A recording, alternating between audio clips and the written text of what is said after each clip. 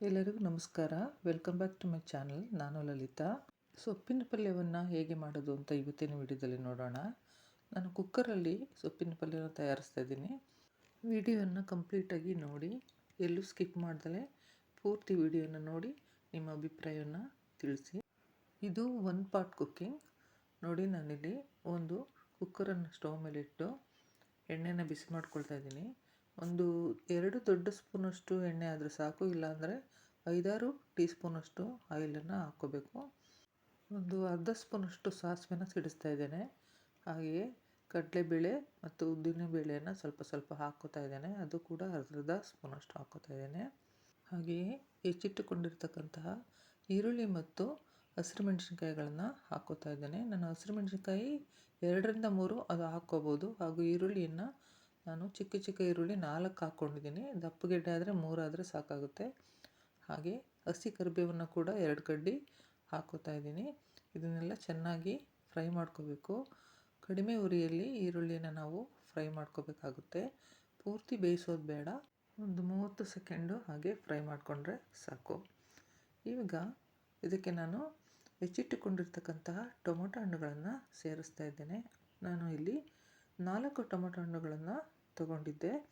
ಹಾಗೂ ಟೊಮೊಟೊ ಹಣ್ಣು ಮತ್ತು ಈರುಳ್ಳಿ ಮಿಶ್ರಣವನ್ನು ಚೆನ್ನಾಗಿ ಮಿಕ್ಸ್ ಮಾಡಿಕೊಂಡು ಈಗ ಮೀಡಿಯಮ್ ಫ್ಲೇಮ್ ಇಟ್ಕೊಂಡು ಇದನ್ನು ಬೇಯಿಸ್ಕೊಳ್ಳೋಣ. ಇದಾದ ನಂತರ ಇದಕ್ಕೆ ನಾನು ಈಗಾಗಲೇ ಚೆನ್ನಾಗಿ ತೊಳೆದು ಹೆಚ್ಚಿಟ್ಟುಕೊಂಡಿರ್ತಕ್ಕಂತಹ ಸೊಪ್ಪನ್ನು ಸೇರಿಸ್ತಾ ಇದ್ದೇನೆ. ಸೊಪ್ಪನ್ನು ಚೆನ್ನಾಗಿ ತೊಳಿಬೇಕಾಗುತ್ತೆ. 2-3 ಸತಿ ಚೆನ್ನಾಗಿ ಒಳ್ಳೆ ನೀರಿನಲ್ಲಿ ತೊಳೆದು ಆಮೇಲೆ ಸಣ್ಣದಾಗಿ ಹೆಚ್ಚಿಟ್ಕೊಂಡು ಅದಕ್ಕೆ ಸೇರಿಸ್ಬೇಕಾಗುತ್ತೆ. ಈಗ ಇದಕ್ಕೆ ಎಷ್ಟು ಅಗತ್ಯ ಅಷ್ಟು ನೀರನ್ನು ಹಾಕ್ಕೋಬೇಕಾಗುತ್ತೆ. ನಾನಿಲ್ಲಿ 2 ಲೋಟ ನೀರನ್ನು ಸೇರಿಸಿದ್ದೇನೆ. ಈಗ 2 ವಿಷಲ್ ಕೂಗಿಸ್ಕೊಂಡ್ರೆ ಸಾಕಾಗುತ್ತೆ, ಏಕೆಂದರೆ ಸೊಪ್ಪು ಬೇಗ ಬೇಯುತ್ತೆ. 2 ವಿಷಲ್ ಕೂಗಿದ ನಂತರ ಇದನ್ನು ನಾವು ಲಿಡ್ಡನ್ನು ಓಪನ್ ಮಾಡೋಣ. ಓಪನ್ ಮಾಡಿದ ನಂತರ ಹೇಗೆ ಬೆಂದಿದೆ ಅಂತ ಹೇಳ್ಬಿಟ್ಟು ಗೊತ್ತಾಗುತ್ತೆ. ಇವಾಗ ಚೆನ್ನಾಗಿ ಬೆಂದಿದೆ ಕೂಡ. ಈಗ ಇದನ್ನು ಸ್ವಲ್ಪ ಹಾಗೆ ಮಿಕ್ಸ್ ಮಾಡೋಣ.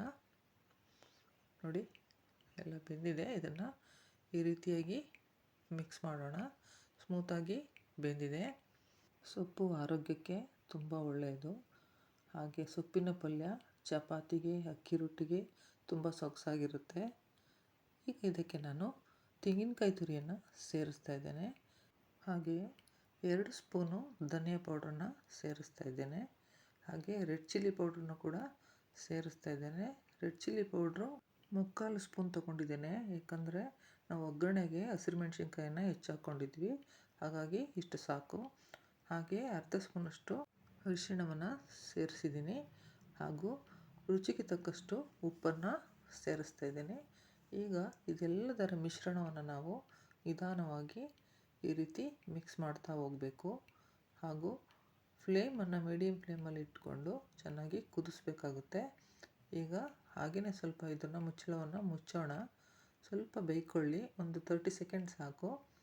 ಈಗ ನೋಡಿ, ಇದು ಚೆನ್ನಾಗಿ ಕುದಿ ಬಂದಿದೆ. ಎಲ್ಲವೂ ಕೂಡ ಚೆನ್ನಾಗಿ ಮಿಕ್ಸ್ ಆಗಿದೆ ಕೂಡ. ಇದಾದ ಮೇಲೆ ಸೊಪ್ಪಿನ ಪಲ್ಯ ತಯಾರಾದಂತೆಯೇ. ಈಗ ಇದು ಸರ್ವ್ ಮಾಡೋಕ್ಕೆ ರೆಡಿಯಾಗಿದೆ.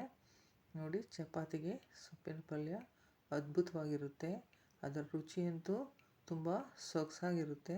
ಅಕ್ಕಿ ರೊಟ್ಟಿಗಂತೂ ತುಂಬಾ ಚೆನ್ನಾಗಿರುತ್ತೆ ಸೊಪ್ಪಿನ ಪಲ್ಯ. ನೋಡಿ ಫ್ರೆಂಡ್ಸ್, ಈ ರೆಸಿಪಿ ನಿಮಗೆ ಇಷ್ಟ ಆದರೆ ದಯವಿಟ್ಟು ಒಂದು ಲೈಕ್ ಕೊಡಿ, ಶೇರ್ ಮಾಡಿ, ಸಬ್ಸ್ಕ್ರೈಬ್ ಮಾಡ್ಕೊಳ್ಳಿ ಫ್ರೆಂಡ್ಸ್. Thanks for watching.